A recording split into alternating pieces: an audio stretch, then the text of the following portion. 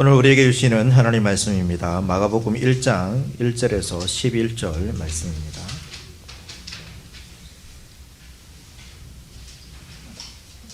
마가복음 1장 1절에서 11절 말씀 우리 한 절씩 교독하도록 하겠습니다.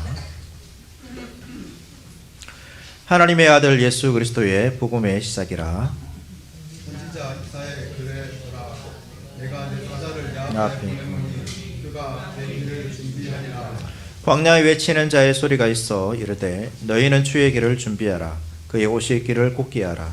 기록된 것과 같이 세례 요한이 광야에 이르러 죄 사함을 받게 하는 회개의 세례를 전파하니 온 유대 지방과 예루살렘 사람이 다 나아가 자기 죄를 자복하고 요단강에서 그에게 세례를 받더라. 요한은 낙타털 옷을 입고 허리에 가죽띠를 띠고 메뚜기와 석청을 먹더라. 그가 전파하여 이르되 나보다 능력 많으신 이가 내 뒤에 오시나니 나는 굽혀 그의 신발끈을 풀기도 감당하지 못하겠노라. 나는 너희에게 물로 세례를 베풀거니와 그는 너희에게 성령으로 세례를 베푸시리라. 그때 예수께서 갈릴리 나사렛으로부터 와서 요단강에서 요한에게 세례를 받으시고 곧 물에서 올라오실새 하늘이 갈라짐과 성령이 비둘기같이 자기에게 내려오심을 보시더니 다 함께 하늘로부터 소리가 나기를 너는 내 사랑하는 아들이라 내가 너를 기뻐하노라 하시니라. 아멘. 명절 잘 보냈습니까? 가정마다 별일 없으셨죠? 저는 예전에 명절 보낼 때마다 꼭 먹는 것 때문에 탈이 나가지고 요즘은 작게 먹는데 명절만 지나면 탈이 나더라고요. 많이 먹어서 그런지 맛있는 음식이 많아서 그런지 모르겠습니다.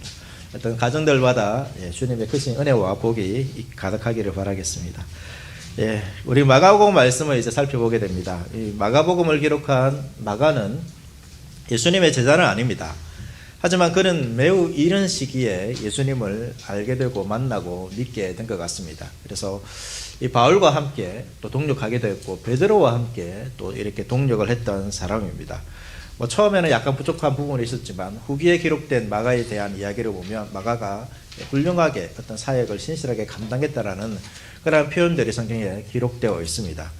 그리고 이 마가복음은 마가가 베드로와 함께 사역을 하면서 베드로를 통해서 들었던 이 예수님에 관한 이야기를 정리해서 기록한 복음서가 바로 이 마가복음입니다.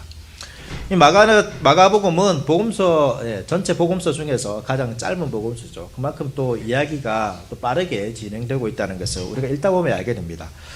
1장 1절은 마가복음의 정체 핵심 주제, 표제라고 할 수 있습니다. 1장 1절 말씀 보시면 하나님의 아들 예수 그리스도의 복음의 시작이라. 말씀드린 것처럼 가장 짧은 복음서고 매우 빠르게 전개되고 있으면서 마가는 이 마가복음을 처음 시작하면서부터 내가 자신이 무엇을 말하고자 하는지 그 이유를, 그 내용을 빠르게 이제 기록하고 있는 것이죠. 마가가 말하고자 하는 것, 마가복음 전체를 통해서 말하고자 하는 것이 바로 1장 1절인 것입니다. 1장 1절은 무엇을 말하고 있습니까? 복음에 관해서 말하고 있죠. 마가는 그 복음을 이야기하면서 그 복음이 바로 예수님이다라고 말하고 있습니다.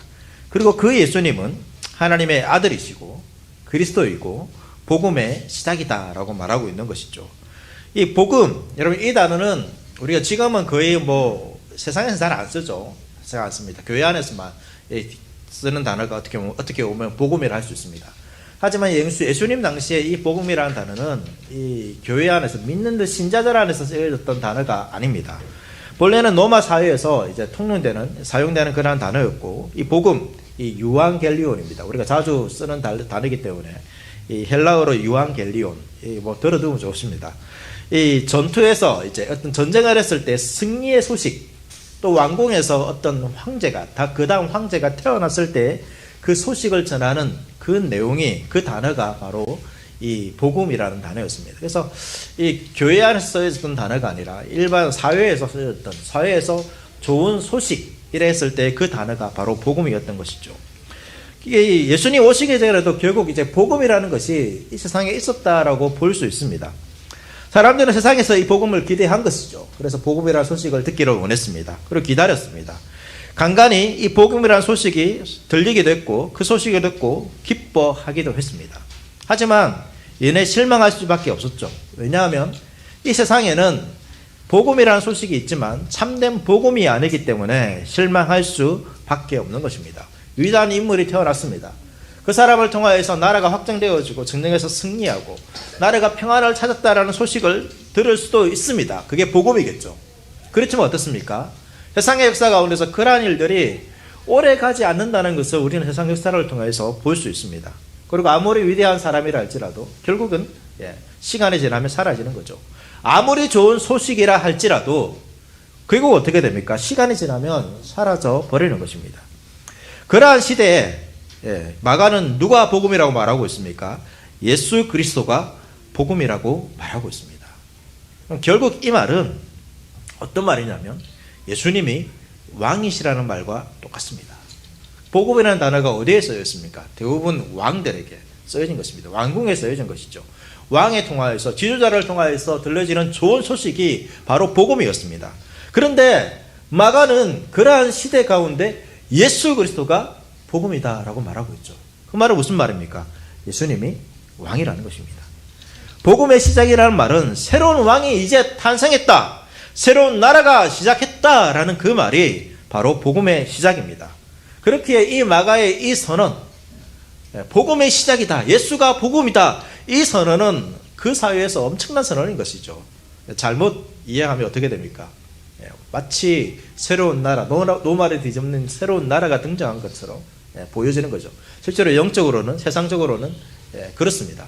새로운 나라가 임한 것입니다. 소망이 없는 그 나라에, 복음이 없는 그 나라에, 복음이 들려지지만 영원하지 않은 복음이 있는 그 세상 가운데 완전한 복음, 영원한 복음이 나타났다라는 선언이 마가복음 1장 1절입니다.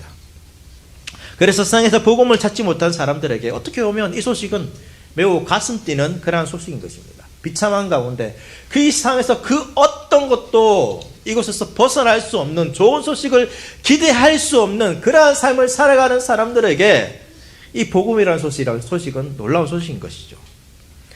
이 새로운 왕, 새롭게 등장하는 그 왕은 마가는 하나님의 아들이라고 말하고 있습니다.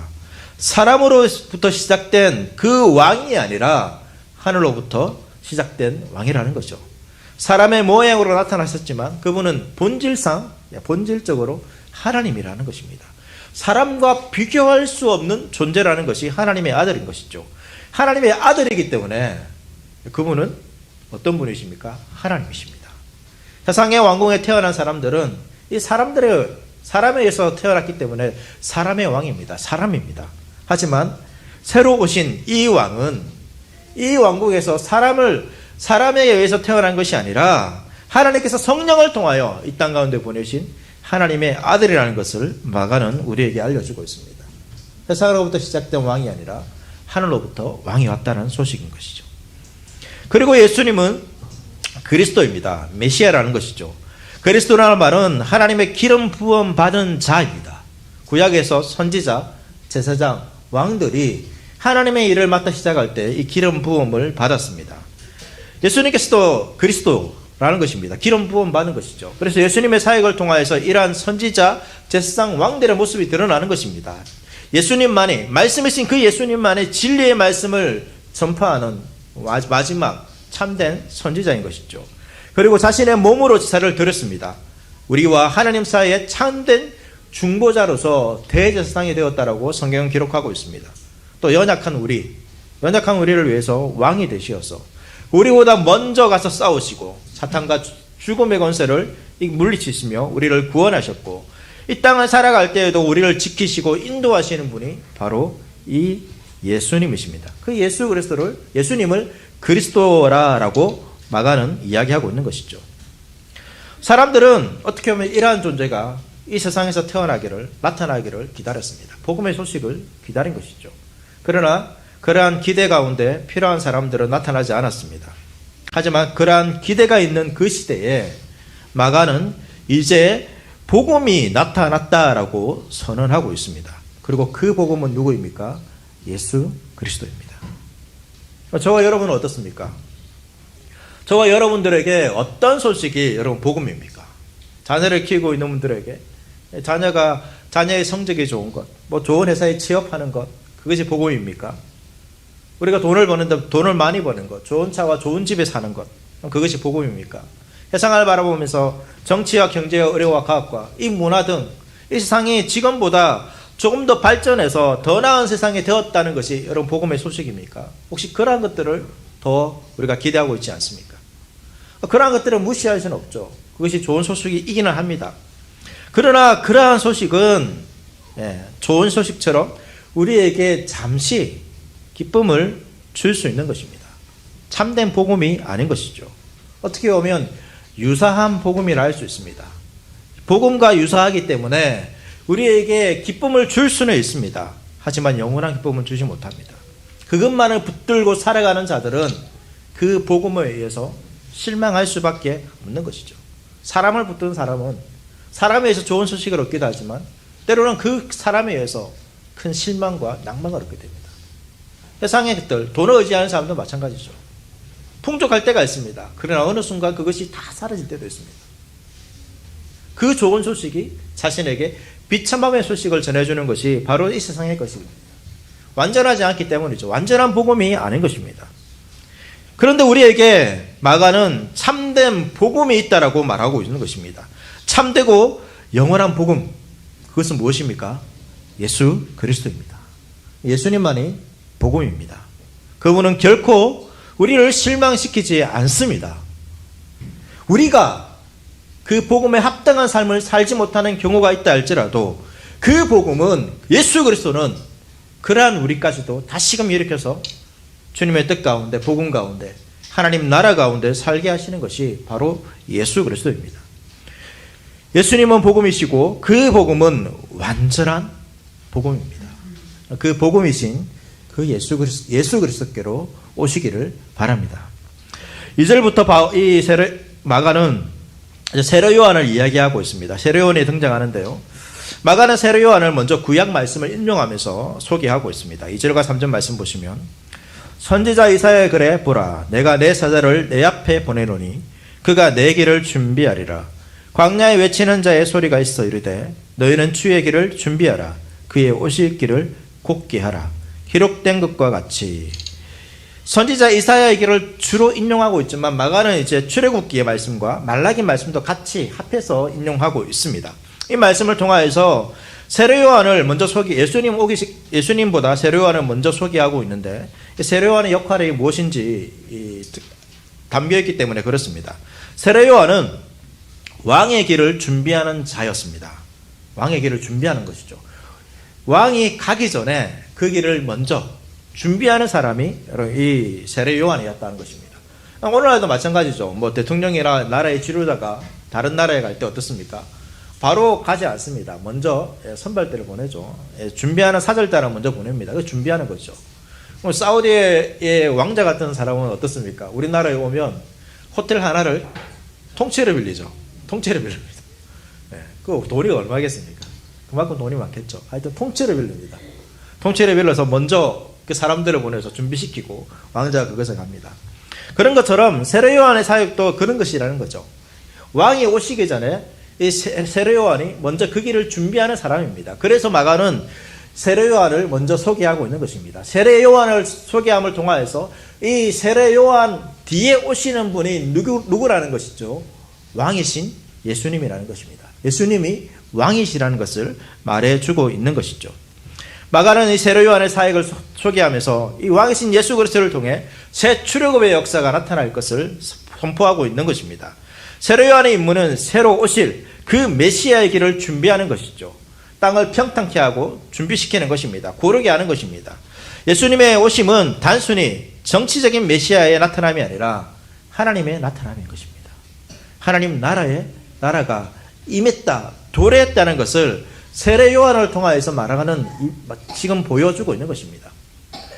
1장 1절에서 하나님 나라가 이제 시작되었다라고 말하면서 그것을 누구를 통해서 먼저 보여주고 있냐면 세례 요한을 통해서 보여주고 있는 것이죠. 세례 요한이 왕을 준비하는 자이기 때문에 이 세례 요한 뒤에 오시는 분이 참된 왕이시라는 것을 보여주고 있는 것입니다. 이 왕의 오심을 준비하는 세례 요한이 하는 일이 있죠. 4절 말씀 보시면 세례 요한이 광야에 이르러 죄사함을 받게 하는 회개의 세례를 전파하니, 세례 요한은 광야에서 사람들에게 죄사함을 받게 하는 세례를 지금 베풀고 있습니다. 이 전파하다, 이 단어도 선포하다입니다. 그러니까 세례 요한이 하고 있는 일이 단순히 사람의 일이 아니라 하나님의 역사라는 것을 의미하고 있는 것이죠. 세례 요한은 벽한 백성들을 향하여서 회개를 촉구합니다.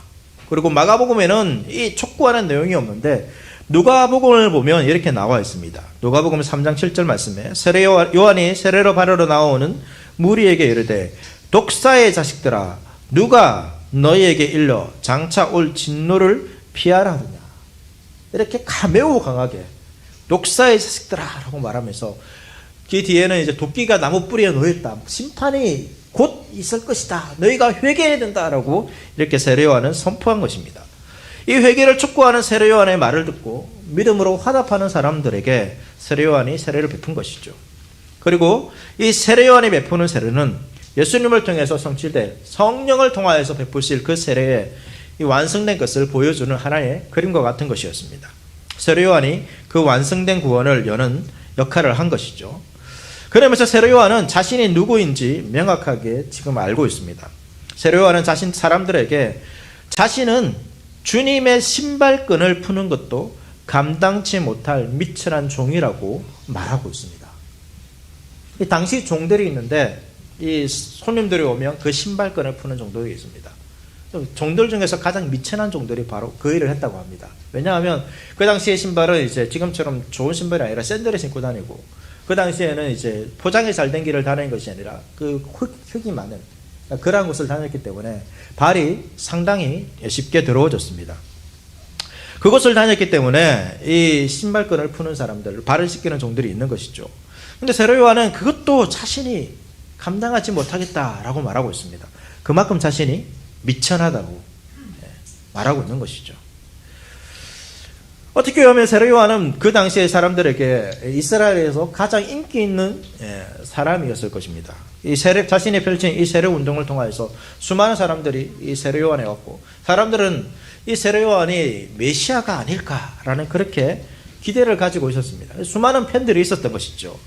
그리고 세례 요한은 그 유명세를 바탕으로 자기 세력을 확장할 수도 있었습니다. 그렇지만 그는 자신의 사역이 무엇인지, 자신의 사역의 한계가 무엇인지 분명하게 알고 있었습니다. 그는 메시아를 대신할 수 없다는 것을 알고 있었던 것이죠.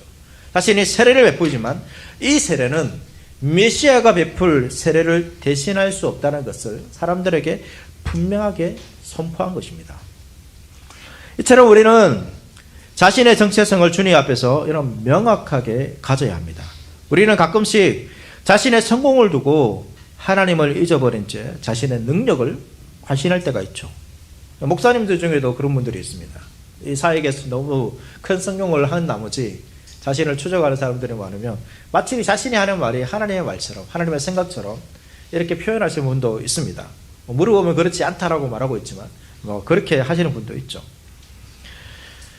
세례 요한도 어떻게 보면 대단한 성공을, 우리의 표현으로 하면 대단한 성공을 거둔 사람이죠. 이스라엘에서 가장 성공한 사람일 수도 있습니다. 헤롯 왕도 여러분 이 세례 요한을 함부로 죽일 수 없습니다. 죽이기를 꺼려했다는 내용들이 성경에 기록되어 있죠. 그러한 세례 요한이었지만, 하지만 세례 요한은 주님 앞에서 자신은 신발끈도 풀 수 없는 자처럼 생각하고 있었습니다.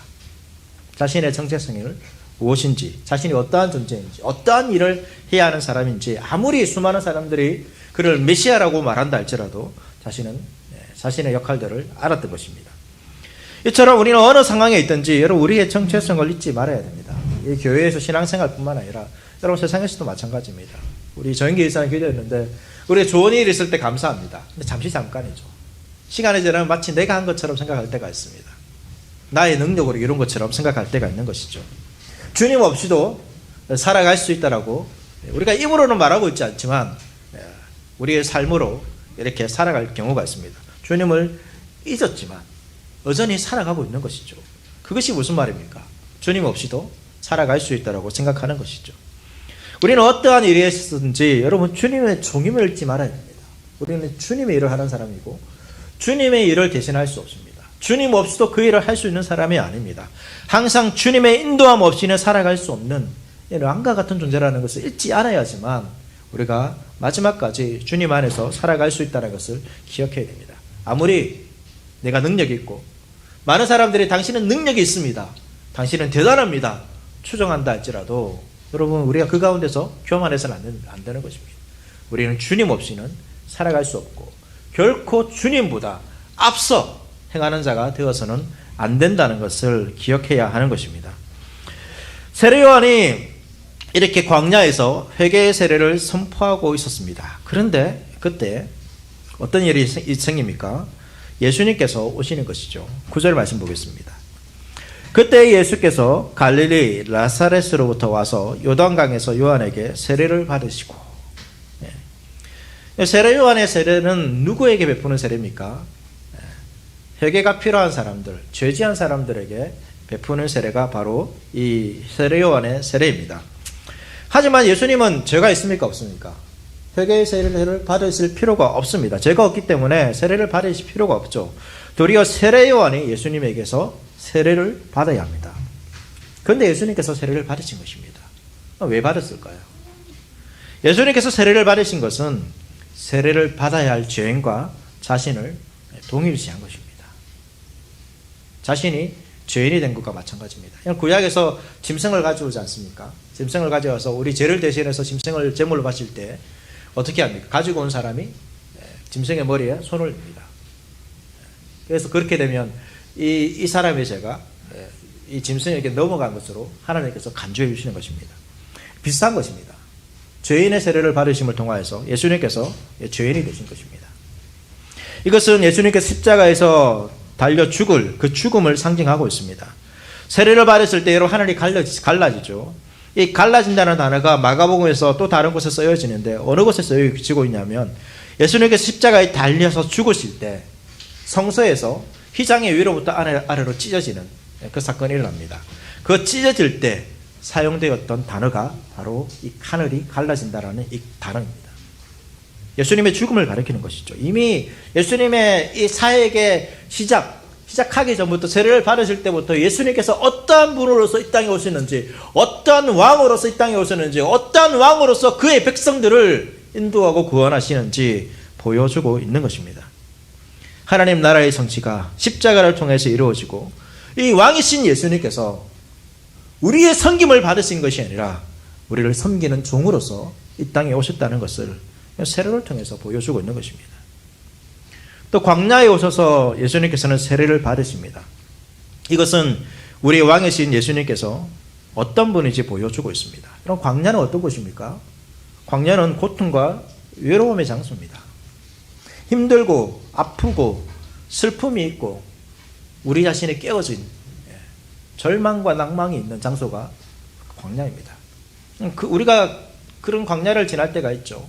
혹시 지금도 그 광야 가운데 계신 분들이 있을 수도 있습니다. 누구에게나 광야가 있습니다. 아무리 부한 자라 할지라도, 아무리 어떤 일이 없는 자라 할지라도 여러분 때로는 광야를 지나기도 합니다. 갑자기 우리의 어떤 환경이 또 우리의 마음이 깨어져서 힘든 상황에 놓인 경우가 있죠.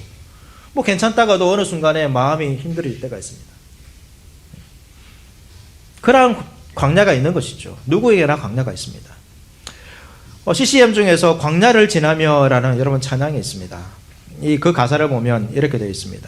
왜 나를 깊은 어둠 속에 홀로 두시는지, 어두운 밤은 왜 그리 길었는지, 나를 고독하게, 나를 낮아지게, 세상 어디도 기댈 곳이 없게 하셨네. 광야에 서 있네. 이런 곳이 광야입니다. 깊은 어둠과 같고 고독하고 내 자아가 산산에 깨어지고 낮아지고 기댈 곳이 없는 광야입니다.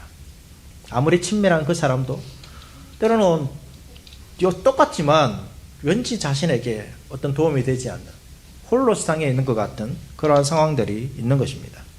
그런데 오늘 왕이신 예수님께서 어디에 오셨습니까? 광야에 오셨습니다. 왕은 어디에 옵니까? 왕은 어디에 있습니까? 왕은 왕궁에 있습니다. 광야에 있지 않습니다. 광야는 기쁜 소식이 들리지 않는 곳입니다. 다른 말로 복음이 없는 곳입니다. 마가는 1장 1절에서 복음을 이야기하면서 그 복음이 어디에 들려주고 있습니까? 사람들이 깨어지고 무너진 그 광야에서 들려지고 있다라고 말하고 있습니다. 세상의 좋은 소식은 어디서 들립니까? 낮은 곳에서 들리지 않습니다. 저 높은 곳에서 들리죠. 그래서 사람들이 내가 이렇게 성공했다라고 말하면서 나 자신이 있는 곳으로 오라라고 말하고 있습니다. 근데 참된 복음이신 예수님은 우리가 갈 수 없어서 깨어진, 벗어날 수 없고 죽음의 장소인 그 광야로, 가장 낮은 곳으로 오셨습니다. 복음이 오신 것입니다. 광야 같은 우리의 인생에 오셨습니다. 세상 어디 기댈 곳도 없는 그 인생들에게 찾아온 것이죠. 세상은 성공을 어떻게 말합니까? 낮은 곳에 있다라고 말하고 있지 않습니다. 네가 노력해서 어떻게든 성공이라 말하는 저 높은 곳으로 네가 올라오면 네가 성공할 수 있다. 그것이 좋은 소식이다라고 우리에게 말해주고 있지만 사람들은 그 소식을 듣고 그곳으로 막 달려가지만 누구나 그곳에 갈 수 있는 것이 아니죠. 그러나 갈 수 없는 그곳에, 광야에 있는 그 인생들에게 예수님께서는 오신 것입니다. 광야에서도 복음이 들린 것입니다. 그리고 더 놀라운 것은 무엇입니까? 예수님께서 그곳에서 세례를 받으셨다는 것이죠. 말씀드린 것처럼 왜 세례를 받으셨습니까? 광야에 있는 이 인생들을 건지시기 위해서입니다. 우리는 이 소망 없는 광야에서 여러분 죽을 수밖에 없습니다. 벗어날 수 없죠. 헤매다가 목이 말라서 먹을 것이 없어서 방황하면서 죽을 수밖에 없는 것이 우리의 인생이었습니다. 근데 그 광야에 왕이신 예수님께서 들어오셨습니다. 그리고 죄인의 세례를 받아서 우리 대신 죄인이 되셨고 우리가 죽어야 하는 이 광야에서 예수님께서 대신 십자가에서 죽으셨습니다. 예수님은 광야가 아니라 하늘에 계신 분이시죠. 그곳에 계신 분이 이 땅의 광야 같은 인생 가운데 오셨습니다. 광야에 오셔서 우리 대신 죽으셨다는 것이죠. 이것이 마가가 말하는, 성경이 말하는 복음입니다. 세상과 다른 복음입니다. 세상의 복음의 소식은 왕궁에서 들립니다. 그 왕궁과 가까이 있는 사람들은 그 복음을 누릴 수 있을 것입니다. 그러나 광야에 있는 사람들은 아무리 좋은 소식이 들린다 할지라도 복음이 될 수 없습니다. 세상은 어떤 자격을 갖추어야지만 어떤 특정한 사람들에게만 이 복음이 해당됩니다. 하지만 아무것도 할 수 없는 자에게 예수님께서는 오셔서 복음이 되어 주셨습니다. 예수님께서 그곳에 오셨기 때문입니다. 광야 가운데 복음이 있는 것입니다. 광야를 지나며 중간 부분에 이렇게 고백하고 있습니다. 주님만이 내 도움 되시고 주님만이 내 빛이 되시는 주님만이 내 친구 되시는 광야. 주님 손 놓고는 단 하루도 살 수 없는 곳, 광야에 서 있네. 우리는 광야에서 누구를 만납니까? 주님을 만납니다. 광야에서 주님을 만납니다. 어떻게 보면 광야에서 우리는 저 주님을 깊이 만납니다. 광야에서 주님께서 우리를 얼마나 더 사랑했는지 우리는 깨닫게 됩니다. 나의 인생의 가장 비참한 곳에서 주님께서 나의 가장 낮은 자리까지 오신 것입니다. 그것이 주님의 사랑인 것이죠. 내가 깨달을 수 있는 주님의 사랑의 깊이입니다. 그 주님은 그 광야 가운데서 나의 힘으로는 살아갈 수 없는데 주님이 나와 함께 하심으로 내가 살 수 있다라는 그 소망을 얻게 되는 것입니다. 그 광야에서 내가 의지했던 것을 내려놓고 주님만 바라보게 되는 것이죠. 광야로 오신 예수 그리스도를 여러분 바라보시길 바랍니다. 사랑하는 하늘 교회 성도 여러분, 예수님은 하나님의 아들이시고 왕이십니다. 세례 요한은 신발끈을 풀기도 감당할 수 없는 분이라고 말하고 있지만, 그런데 그분이, 그 놀라우신 분이, 그 위대하신 분이 광야에 오셨습니다. 광야에 오신 그 예수 그리스도께로 나오시길 바랍니다. 나의 인생에 가장 비참하고 깨어진 나의 삶의 광야에 오신 그 예수 그리스도께로 오시기를 바랍니다. 생명 없는 곳에 나의 생명이 되시기 위해서 오신 그 예수 그리스도께로 오셔서 참된 복음의 소식 가운데, 기쁨 가운데 살아가는 저와 여러분 될 수 있기를 바라겠습니다.